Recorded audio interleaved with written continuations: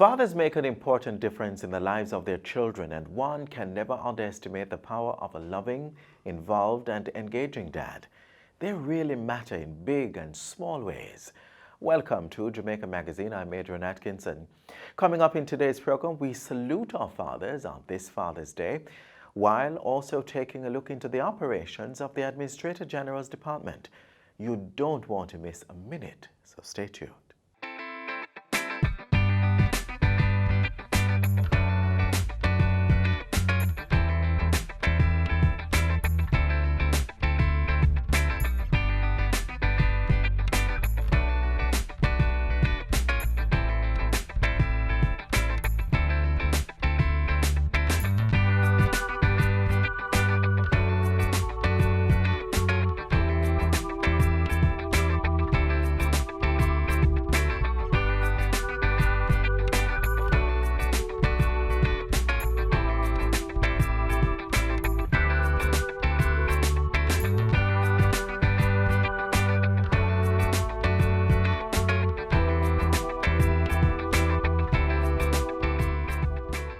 Being a good father is not always dependent on what you can give a child.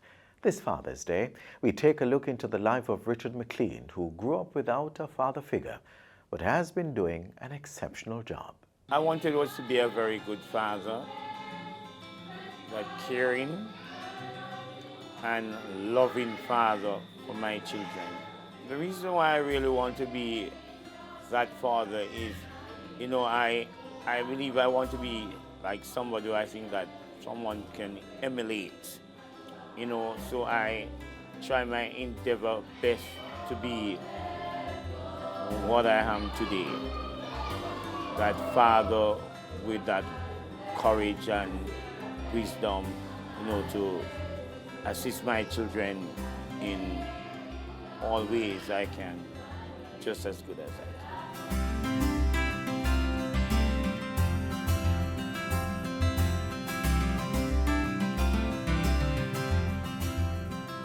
Daddy plays a very important role in our life, right? So he's like a mentor to us and those things, because he set a very good example. My father is a good father. He do what he can do for, and he work very hard for, and he will tell us what to do for him, and we will do it for him. He works extremely hard. When I say extremely hard, I mean late hours, just to ensure that his children, they are happy, they're comfortable. He is a person who will just encourage them. You see, if there are times when they feel let down, like at school, he will try and motivate them. He tells them at all times that they can make it. It doesn't matter what they can achieve. And he's very passionate about education, and therefore is that type of person who wants to see his children be the best they can be. We have some men who, because of their child challenges and all of that, they would deter. That is not Richard. He is so passionate about Richie. I don't know because of his challenges why he's so passionate about him, especially. He would go the extra mile to ensure that all appointments are filled, and he takes him to school in the morning. As a father, when I acknowledge that my son having the problem that he had cerebral palsy, I was really sad, and I was sad, and then I began to pray, and get some strength, and my wife, she was crying, and I just have to encourage in the family. Richard have progressed thus far, and from where he's coming from. Remember, boy, when he was like in 6 months, when he was 5 years old, I have to lift him up, bring him to Mona Rehab. Today, I do not have to lift him again. He can walk, balance a little bit, much better by himself. So I am today, I'm being a proud dad, seeing the progress that he's making through God. He is not embarrassed about his son's challenges. He's proud of him. If you want to get him upset, try to belittle that child. To me, Richard sees Richard as a normal child. He does not see him with those challenges. So how you feel now today, Richard? I am dead and I That's good, man. God has been giving you the strength that, you can really cope. So you're coping in this situation, Richard? God grace. With God's grace. Wonderful. We continue pray, and our friend of ours to pray with us, and our church family would encourage us to hold the faith, and we continue to do it.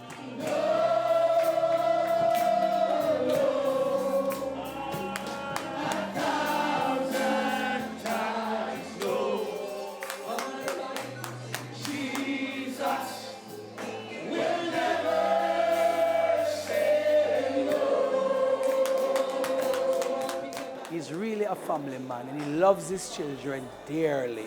It goes without saying, this man loves his children dearly. He will get up in the mornings and prepare their breakfast. That's how dedicated he is. He will go the extra mile. It doesn't matter what it takes for him to let the family feel comfortable. That's the person you're looking at. And I really love him and I appreciate him for that. I think God has given me the best man in the whole entire world. He is really a great father, and he's a great role model for his kids. Great role model, and because of that, especially Richard, he loves church.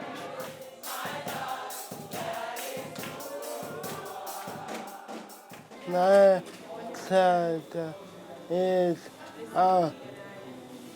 here to me.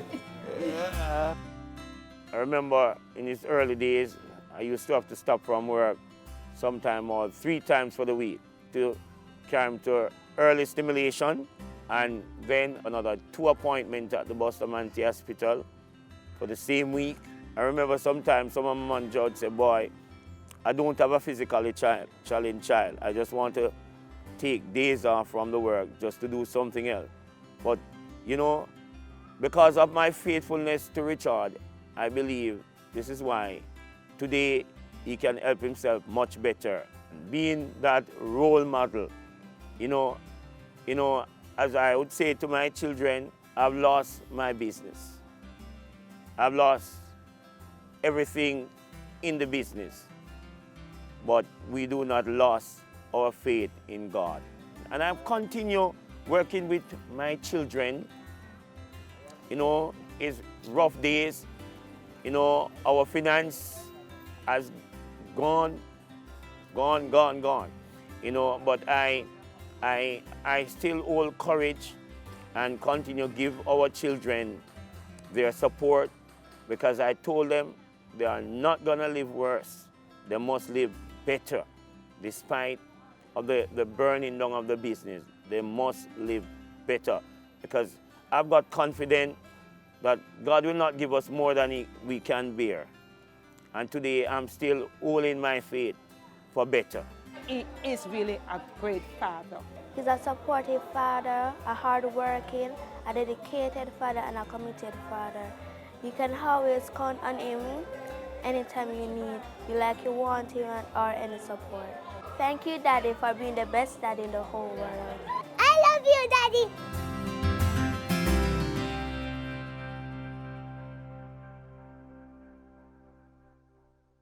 Mommy, Yes, Zoe? can we read this book? It will only take 10 minutes. Sure, sit down. Every spring, Madame Angel Wing arranges. Do you have 10 minutes? Read with your child today. Reading with your children for just 10 minutes each day helps develop their language and listening skills, stimulates their imagination, and expands their understanding of the world. So, start reading with your child today. The Administrator General's Department often deals with issues relating to making a will, reporting a death, or even transferring a motor vehicle to the surviving spouse of a deceased person. Let's find out more about their operations.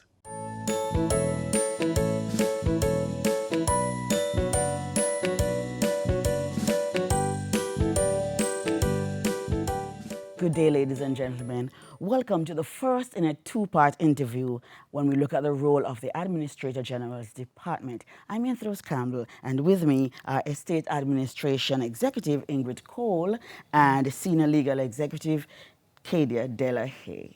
Welcome to the program, ladies. Thank you for having us. Now, the Administrator General Department is known for its role in managing the estates of persons who would have died intestate or without leaving a will. But is that all you do? Tell me about your role and function. Okay, the role of the Administrator General's Department is to administer estates of persons who died without leaving a will and leaving the estate unadministered, where their children under 18 minors. The department also administers estates where the Administrator General has been named executor under a will. We also... Tell us who is an executor? An executor is someone named under a will, and the executor carries out the functions of administering the estates, calling in the assets, paying liabilities, and distributing to beneficiaries. All right. Yes. And tell me a little bit more about the process. The process in terms of administration of estates. Right. What do people have to do? When do you get into action? Okay, once the matter is reported to us, the matter is reported to us by way of what you call our form of particulars. It's available on our website. It is completed. Once it's completed and submitted, once we look at it and we see where there are minors, then we begin to investigate the estate, and then we start the process of administering.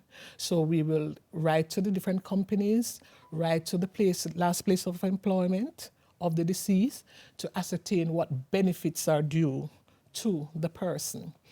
We would then look to the beneficiaries themselves now to see whether or not they are indeed related to the deceased. And by virtue of that, they are asked to submit their proof of their relationship. Yes. Sounds easy though, but it seems to me that it's always a very long and tedious process. Why is that? Well, it depends on what is reported, because sometimes persons may report assets and there may be other assets that are not reported. And so we have to investigate. And once we complete our investigations, then we begin the process of extracting a grant of administration. And Ms. Delahaye can speak to the grant of administration that is required. Right. Tell us about that. All right, so when the person dies intestate, what we get from the court is what we call letters of administration. But in 2015, there was an amendment to the Administrator General's Act, which allows the Administrator General to issue its own grant known as Instrument of Administration that those relate to estates, specifically where there are minor beneficiaries, and also instrument of distribution, and those relate to where you have what we call multiple generational estate. That is where the Administrator General is an administrator in probably a father's estate, but before we can distribute the asset, beneficiaries to that estate would have died, and so we call that multi-generational estate. That amendment in 2015 allows us to issue two types of grants. However, we still make application in the courts for estates where they're all beneficiaries and you don't have a multi-generational estate. So we still go to the courts for letters of administration. And what we do, we file documents in court to extract a grant. And once we have extracted that grant, or we have issued our internal grant, that gives the Administrator General the power to basically pay all liabilities and to distribute the assets. So it is that document on which our authority stands. And we're only speaking here about people who die without making a will. Without making a will. And so that can be so problematic. Tell us how to go about making a will. Why is it so difficult? It's not difficult. It's really very easy. We think it is difficult. Yes. Persons think it is difficult, yes. But it's really very easy. It's just to... You can write your will on a piece of paper, you can type your will. It's just a matter of just writing what it is that you want to distribute. And as long as it conforms with the Wills Act, which is you must have your name on it, then you have your distribution clause. There's a clause that says all the rest and residue of my, before you get to that, you named an executor. Yes. That is very important. Yes. You must name your executor. And then you speak to distribution. So, you leave whatever it is that you have to whoever it is that you want to. And name your assets, wherever your assets are located. Yes. Please put that in your will. Yes. And then there's the all-important clause, which is, we call it the residuary clause. All the rest and residue of my estate I leave to, and you name whoever it is that you want to. Then you will date your will, you will sign, and 2 persons must witness your signature. Yes. And voila, that's your will. So a will is, it's easy to make a will, ladies and easy. gentlemen. So no fear. Yes. This is where we're going to close this week's interview, and we're going to come back to you next week. Thank you, ladies, for joining me on this program. We'll continue the conversation next week. I'm Rose Campbell.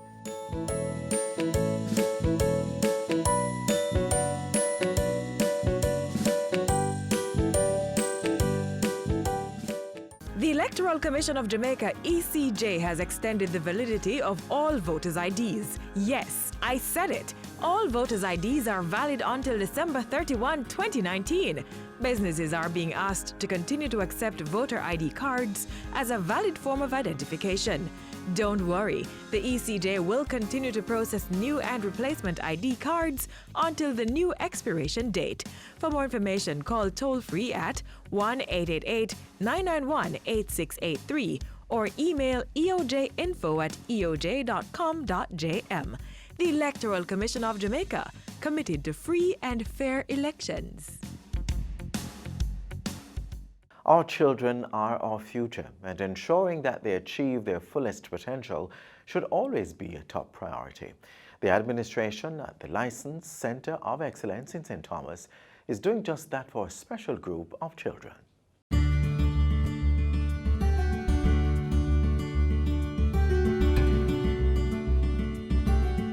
The Licensed Center of Excellence caters to students post-primary, 13 years and up, who have been assessed and who have been diagnosed to be on the intellectually disabled spectrum. That means they're either mild to moderate. The Digicel Foundation was kind enough to give us this wonderful school so St. Thomas can cater more to these children who need special attention. This institution opened its doors September 2017. We have a wonderful team here. We have teachers who love children. We have an administrative and an ancillary staff who loves children. Most naturally, the campus coordinator loves children. So we are here catering to the needs of these children because we believe in adding value. These children have a lot to offer, but you can only unearth it with patience, with love, and with care. Because if they don't trust you, you can't win them. And so, we want these children to be independent. We want them to contribute to their families, to their communities, and the society at large. And so we're preparing them for the working world. So at the Licensed Center of Excellence, we are skill-based. There is room for improvement, and we welcome the hands to share so that we can care more. We offer theater arts. Yes, the children can do a little. We communication. We do math, but not the math you know of trigonometry. No, we are teaching them how to balance their books. So they know a lot of measurement and of course money. We offer to them home economics, food preparation, and a little clothing and textile. As you walk around our lovely campus, it's green vegetation. So we do a little bit of agriculture and we're able to give to our kitchen, and the children can get to take home. Of course at a cost, because we're teaching them that everything comes with a cost, because we need money to do other things. My students are interesting and we listen to them. One boy said to me, Miss, me no want the way you do the school and I'm want to fill your block. And so I went out into the wider community and we're actually teaching our students how to lay blocks and they're enjoying it. In special ed, a lot of emphasis is placed on life skills. And life skills is taught in all the subject areas with extra emphasis coming from the guidance departments. So of course, License Center of Excellence is the place to be. My classroom is a corporate space. I facilitate learning. My students learn from each other. They help each other during the learning process. Enabling them, I make certain that I encourage them that there is nothing that they cannot do.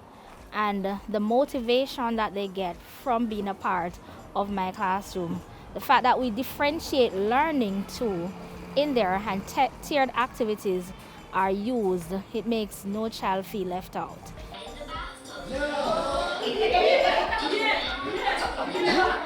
What I love about the License Center of Excellence, it's a level playing field. We exclude no one. So all activities, if it means you're to get assistance, be it from a classmate, a teacher, or from an ancillary worker, you're going to get the assistance because we believe in excellence. Excellence for all.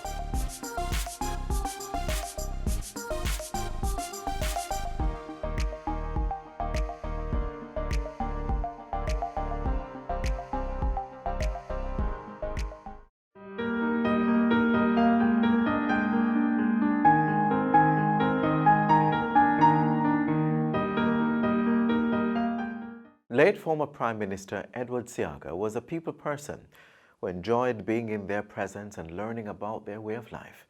Today we learn more about his experience while staying in Buxton, St. Catherine.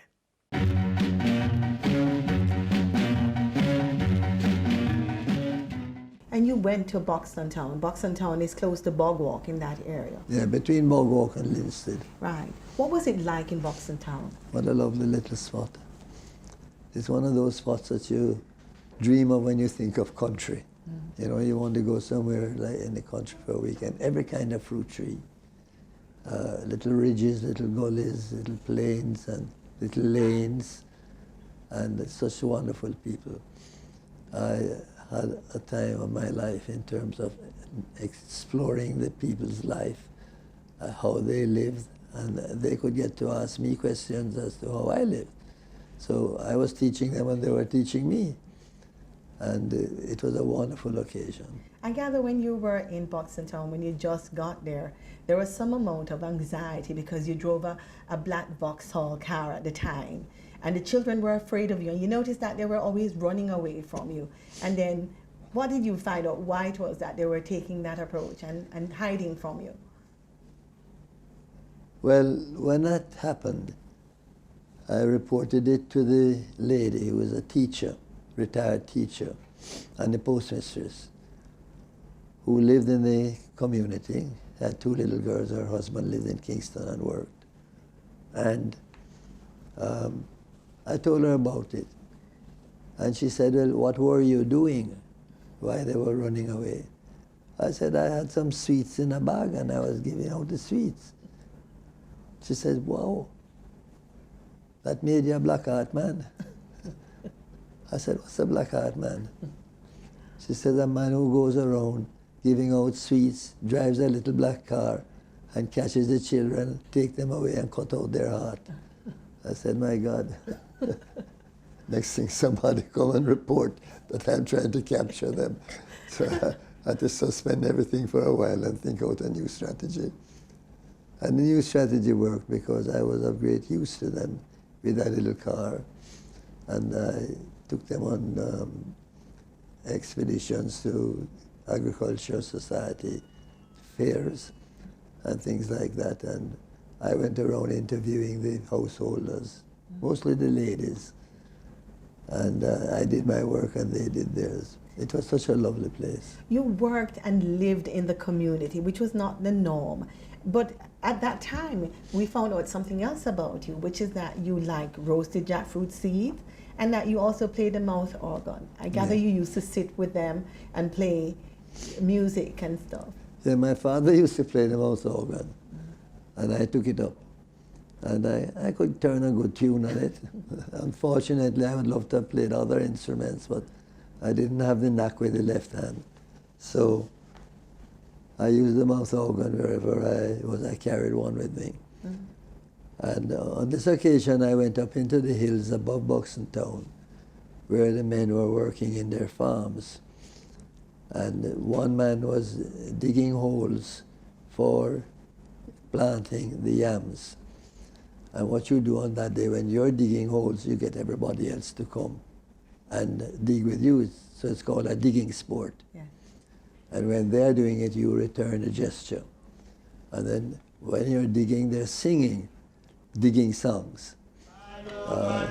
They don't have any instruments, and they don't use instruments, just their voice. And they make a sound that gives you a rhythm.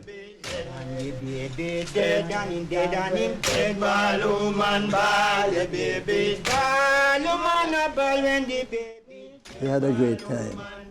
So much so that at the end of the evening we had to have a little white rum. Now, for me, I've never had white rum before. I took my portion of it. I felt it all the way down to my toes. And when we were leaving, coming off the hill now, I was in the front playing the mouth organ, and the men were behind me, sort of not marching, but jogging down and singing. And it was a lovely occasion.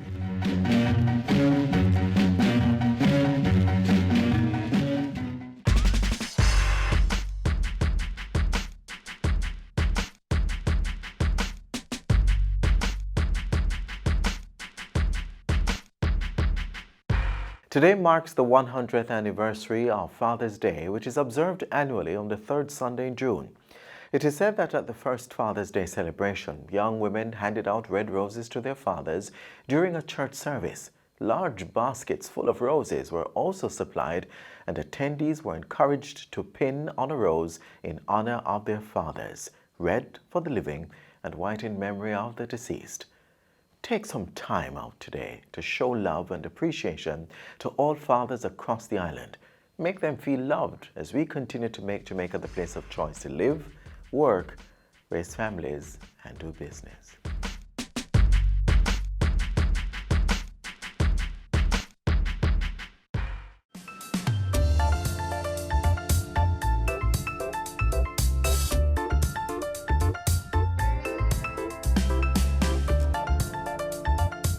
Thanks for watching another edition of Jamaica Magazine. Do join us again tomorrow when we'll do this all over again. Send your feedback on today's show to jamaicamagazine@gis.gov.jm. Also, follow us on our social media pages, Instagram, Facebook, and of course, there's Twitter. Download our app on your Apple and Android devices, and you can also visit our website, jis.gov.jm, for more information. On behalf of the entire production crew, I'm Adrian Atkinson. Thanks for watching.